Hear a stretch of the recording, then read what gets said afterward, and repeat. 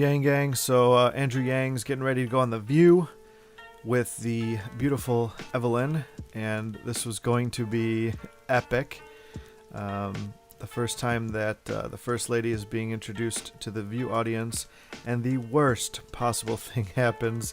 They couldn't have planned this out any worse. I really believe that, you know, this Yang media blackout thing, it gets more real every single day.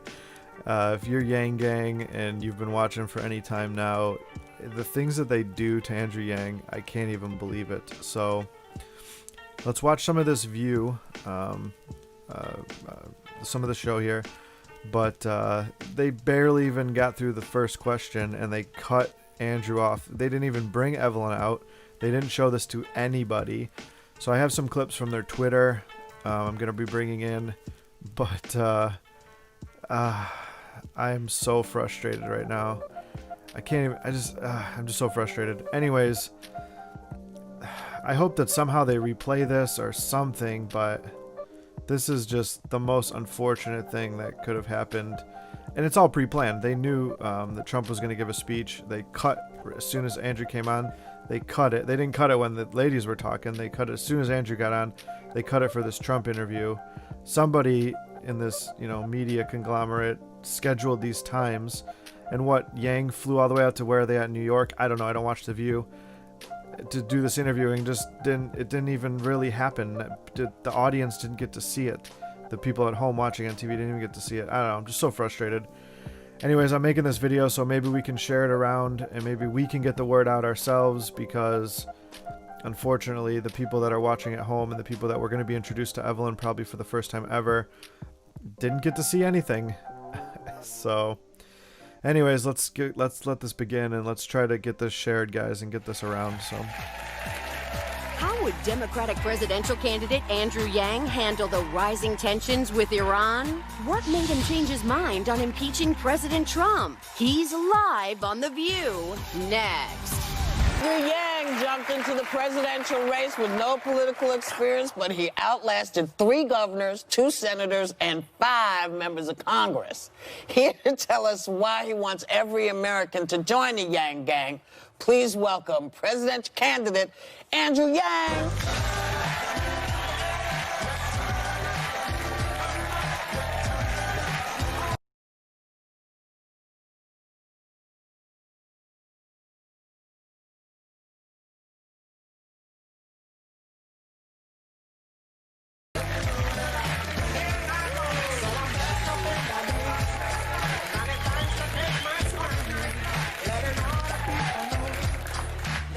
Welcome back. It's great to be back. Thanks for having me. Good to see you, man. Of course. Plus, my wife is backstage, and she's a big fan, so this is a thrill. Well, she's coming on after you. Yeah, she's not just backstage. She'll be joining us on the panel. But before she comes out, we got to get to Iran, because that is really the issue that the world is talking about. And you want the job of president of this country, one of the main issues you would be dealing with. I want to ask, because we've been talking about, is the cost worth it to taking out General Soleimani, number 2 in command there? If you were in Trump's position, what would you have done? 75% of Americans do not want a war with Iran.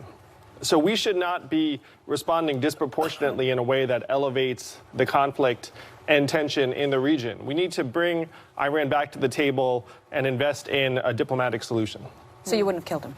I would not have, no. I think it was a mistake. But, you know, it's interesting that they actually assassinated the guy. He's a terrible man, I get it. But they assassinated him in full view of the world. Don't they usually do these, you know, secretively when they assassinate a head of state, as he might be considered, because he was a general? Yeah, that's why it was so disproportionate. Why would they do that? Well, the story seems to be that a number of options were presented to President Trump, and he chose the most dramatic option that even the military leaders would never have expected him to choose. Does that help him in some way? Well, ordinarily, apparently they're presenting these extreme solutions to try and direct him towards something more reasonable, but in this case, he chose the most extreme. And that's not the way we should be making decisions, particularly when our soldiers' lives are at stake. So do you think this is one of those wag the dog moments that what people are talking about? Well, I certainly hope he would never have made this. You know what that means, right? Where you start a war to distract? Yeah, go ahead. I certainly hope.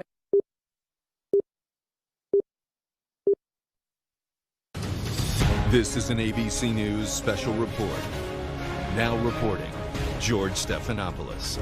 Good morning. We're coming on the air right now because We don't want Yang to have any airtime, and we don't want you to hear from his wife. We don't want you to vote for Andrew Yang. Let's do something to cut him off, is what this George Stephanopoulos should have said. So frustrating. So that was all of the interview. That's all that the View audience got to see. Pathetic. And so here's some clips from their Twitter and whatever. I don't know. So mad. Well, Evelyn, you sound like a first lady to me right now. But I will say, if that doesn't end up happening, if you don't end up taking it to the top, Mr. Yang, I have said on the show numerous times, my husband and I like to play fantasy campaign football, and you are my dark horse VP pick. I've seen some pictures of you and Joe Biden. If it ends up being him together, you guys look pretty cushy. If you were asked to be vice president, would you accept that role? And would you, in turn, accept being the, second lady, Evelyn? Well, I'm here to help solve the problems that affect us all that we're leaving for our kids. If that's as president, great. If that's in some other capacity, also great, because we all need to do more to help build. That, yeah. What about Evelyn, now? I can confirm that is absolutely the truth. Would you guys be in for it, though? I would have to think about it when it would have to be a conversation. Fair enough. Like the conversation when we first embarked on this whole journey. When people thank me for running, I say thank my wife, one, for letting me run, and for two, sacrificing so much while I've been on the road. So thank you, baby.